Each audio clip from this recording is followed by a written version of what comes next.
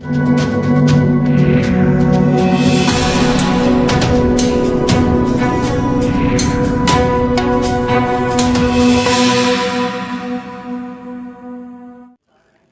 मैं इस वक्त मौजूद हूँ जिंदपुर के शमशान घाट में और एक साल पहले यहाँ के सांसद हंसराज हंस ने ट्वीट कर कहा था कि इसका निर्माण कार्य शुरू कर दिया गया है।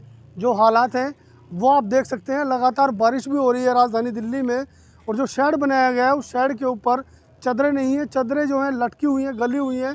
अब ऐसे में किसी की अंतिम क्रिया करने के लिए यहाँ पर लाया जाए तो क्या हाल होगा। ऐसा ही मामला पहले भी सामने आ चुका है, क्योंकि दिल्ली सरकार के अधीन आने वाले शमशान घाट अधिकतर इन्हीं हालात में मिलेंगे। जी हाँ, जो तस्वीरें आप देख रहे हैं ये जिंदपुर की हैं और ये जिंदपुर का शमशान घाट है। जबकि माननीय सांसद हंसराज हंस ने ट्वीट कर एक साल पहले यहाँ के निर्माण कार्य की पुष्टि की थी, लेकिन साल भर बीत जाने के बाद भी यहाँ के हालात बद से बदतर हैं। अब ऐसे में जो लोग अंतिम क्रिया के लिए यहाँ आते हैं उनको खासी परेशानियों का सामना करना पड़ता है। साथ ही यहाँ पर बता दें, ना तो पानी की व्यवस्था है, जबकि शमशान घाट में पानी की व्यवस्था महत्वपूर्ण एक स्थान रखती है, लेकिन जो यहाँ के हालात हैं वो बद से बदतर हैं। आप देख सकते हैं जो झाड़ियाँ हैं वो उग चुकी हैं। इस दौरान जो यहाँ के स्थानीय लोग हैं वो कई बार इस मामले को लेकर जानकारी दिल्ली सरकार को भी दे चुके हैं, लेकिन ना तो दिल्ली सरकार ही इस ओर ध्यान देती है और ना ही माननीय सांसद। अब ऐसे में जो यहाँ के लोग हैं वो लगातार इस मामले को लेकर परेशान हैं। मनु जी, क्या है पूरा मामला, किसने ट्वीट किया था इस विकास को लेकर आपके यहाँ के शमशान घाट से? देखिए जी, ये शमशान घाट आप देख ही रहे हैं, ना इस पे शेड है, यहाँ झाड़ फूस उग चुकी है, गंदगी इतनी है चारों तरफ, ना यहाँ पानी की व्यवस्था है, ना बिजली की व्यवस्था है। मैंने करीब एक साल पहले, एक साल से भी ज़्यादा हो गया है, मैंने ट्वीट किया था माननीय महोदय हमारे सांसद हंसराज हंस को टैग करते हुए और एलजी को टैग करते हुए, जिस पर हंसराज जी ने एक रिप्लाई दिया कि हमने इसका कार्य आपके ट्वीट करने से 2 दिन पूर्व शुरू कर दिया है और ज़रूरत पड़ने पर अपनी सांसद निधि से इसका उद्धार कराया जाएगा। मगर आज 1 साल 1 महीने से ऊपर का समय हो गया है, इसमें आप देख ही रहे हो कि क्या सुधार हुआ है और क्या नहीं हुआ है। इसमें विधानसभा के अंदर बहुत सारी ऐसी शमशान घाट है जिनकी सबसे बुरी हालत है।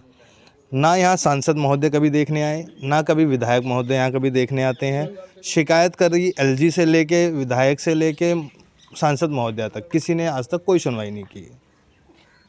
मेरा नाम सतपाल सिंह सिसोदिया, अध्यक्ष RWA Shiva enclave Kashmiri colony, vice president Jindpur Laxman colony. देखिए, मैं आपके चैनल के माध्यम से इस क्षेत्र की जनता को और इस गांव वासियों को भी एक चीज से चेताना चाहता हूं कि आप सामने देख रहे हैं कि इस शमशान घाट का कितना बुरा हाल है। ना कोई टीन का शेड है, ना इस पे बचा, ना गंदगी, पेड़, ना बैठने की कोई सुविधा है, जिसमें कि 1 साल पहले हमारे माननीय सांसद हंसराज हंस जी ने इसको ट्वीट पर लिखा था कि मैंने इसके अंदर एक काम शुरू करा दिया है, इस शमशान घाट का काम शुरू करवा दिया है। जबकि आज तक महोदय सांसद जी का कोई अता पता बिल्कुल भी नहीं, ना कोई यहाँ पर काम हुआ, और उन्होंने ये कह दिया था कि हमने काम शुरू करा दिया।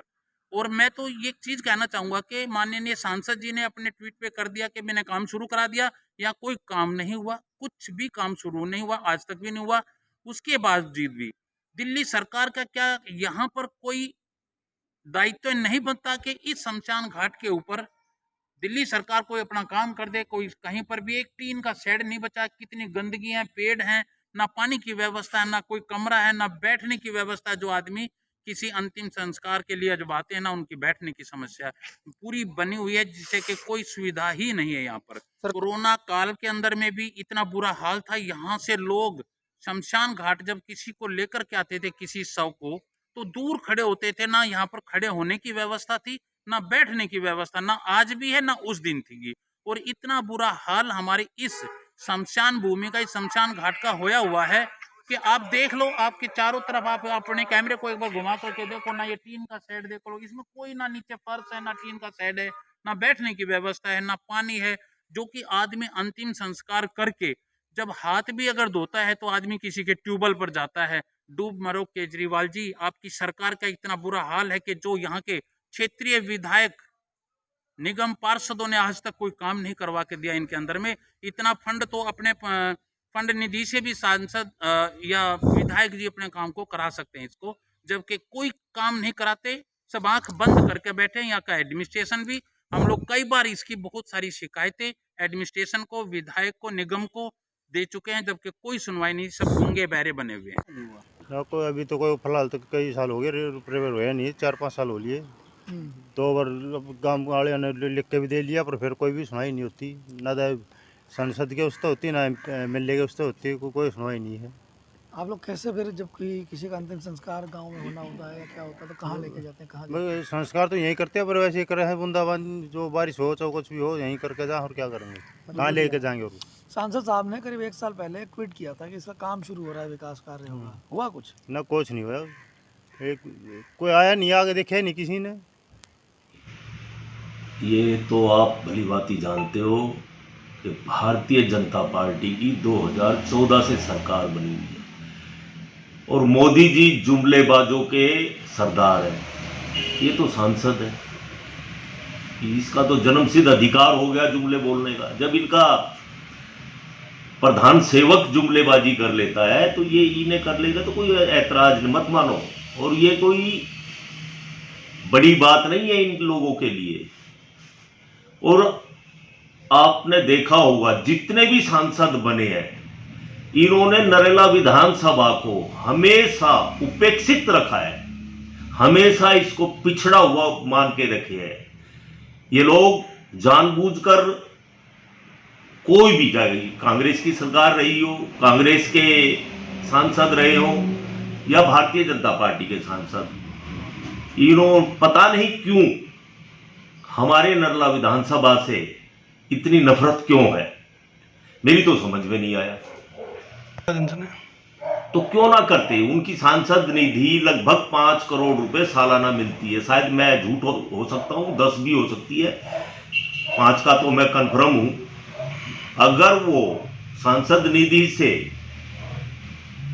जिंदपुर गांव की शमशान घाट का पुनर्निर्माण कराना चाहते हैं तो उनका स्वागत है, कराएं, बहुत अच्छी बात है, क्षेत्र के विकास में सहयोग दें। लेकिन साल भर बीत गया ट्वीट को, अब तो प्रदीप जी, मैं तो पहले ही कह रहा हूं ना कि ये लोग सिर्फ जुमलेबाजों की सरकार है। झूठ पे झूठ, झूठ पे झूठ, झूठ बोलना इनका जन्मसिद्ध अधिकार है। इनको ज्यादा सीरियस ना ले देश की जनता तो बेहतर होगा। अंतिम विदाई यहीं से होती है, लेकिन जरा मंजर जो है वो भी आप देख लीजिए, क्योंकि माननीय हंसराज हंस ने ट्वीट कर यहाँ के विकास की बात तो कही थी, लेकिन साल भर बीत जाने के बाद भी जो हालात है वो आपके सामने है। अब ऐसे में तमाम राजनीतिक दल चुनाव के दौरान बड़े बड़े वादे करते हैं और दावे भी करते हैं, लेकिन नरेला विधानसभा को एक ऐसा इलाका माना जाता है जिसमें विकास की दर 0 है। जी हाँ, यहाँ पर विकास कार्य किए जाते हैं, लेकिन आधे अधूरे, खाली पोस्टरों में वाहवाही लूटने के लिए नेता अपने बड़े बड़े होल्डिंग व पोस्टर लगवा देते हैं, लेकिन जीतने के बाद कोई भी राजनीतिक दल विकास कार्य की ओर ध्यान नहीं देता, जिसका खामियाजा यहाँ की जनता लगातार भुगतती रहती है। दिल्ली से नीति सैन के साथ असल न्यूज़ के लिए प्रदीप उज्जैन की रिपोर्ट।